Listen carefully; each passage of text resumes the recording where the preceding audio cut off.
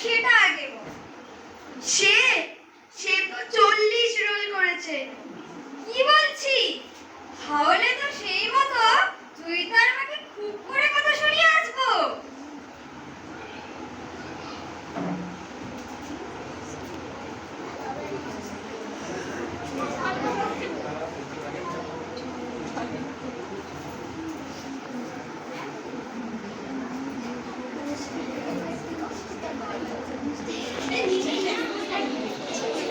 কি দিদি, আসবো? এসো। আমার মেয়ে তো সেকেন্ড হয়েছে, শুনেছো নিশ্চয়?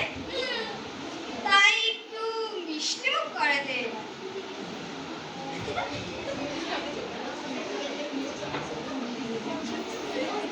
কি বলবো দিদি, স্কুলে তো রোজই যায়, বাড়িতেও তো টিচার দিয়েছি, তারপরেও জয়িতার রেজাল্ট এত খারাপ। শুধু কি স্কুলে দিলে হয় দিদি? কোচিং এ দিতে হয়, কোচিং। আমি তো আমার মেয়েকে 7-8 জায়গায় কোচিং এ দিয়েছি। কোচিং এ দিয়ে দিন দিদি, কোচিং এ দিয়ে দিন। ঠিক আছে, ওর বাবা আসুক, বলবো। ছোট থেকে চাপ দিতে হয় দিদি, ছোট থেকে চাপ দিতে হয়। আমি তো আমার মেয়েকে সব সময় বলছি, ডাক্তার ইঞ্জিনিয়ার হতেই হবে। এগুলো ছাড়া আর কিছুরই দাম নেই। চাপ দিন দিদি, চাপ দিন। তুই তো বোঝায় ওর নাকি ডাক্তার বা ইঞ্জিনিয়ার এসব হতে ভালোই লাগে না। ওর বাবাও তো ওকে কত বোঝায়। ডাক্তার ইঞ্জিনিয়ার হবে না তো কি হবে? বেশি করে বোঝান দিদি, বেশি করে বোঝান।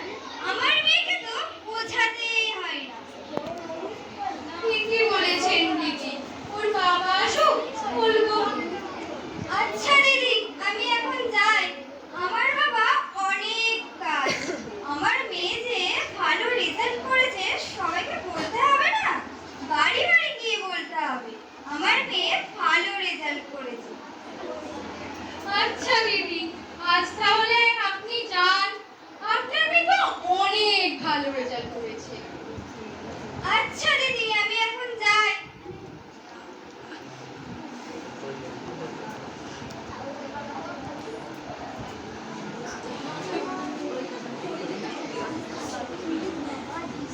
উফ, এত কাজ কি বলবো।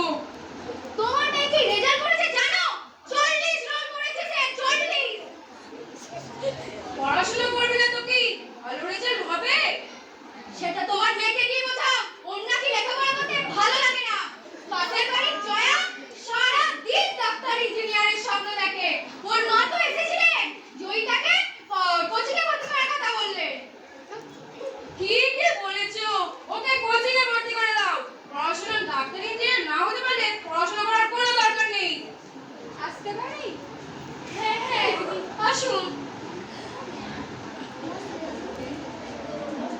জি ম্যাডাম, পড়াশোনার কি খবর? এইভাবে চলতে থাকলে কি ডাক্তার বা ইঞ্জিনিয়ার হওয়া যায়? ওকে তো পড়াচ্ছি, ভালো করেও বোঝাচ্ছি, কিন্তু ও তো কিছুই মনোযোগ দিয়ে শুনতে চায় না। ওর নাকি ডাক্তার ইঞ্জিনিয়ার এসব হতে ভালো লাগে না। ভালো লাগে না মানে? ওকে তো ডাক্তার বা ইঞ্জিনিয়ার এসব হতেই হবে। কি হলো জয়িতা? তাড়াতাড়ি আয়। আসছি। আচ্ছা, ওকে বোঝাবো।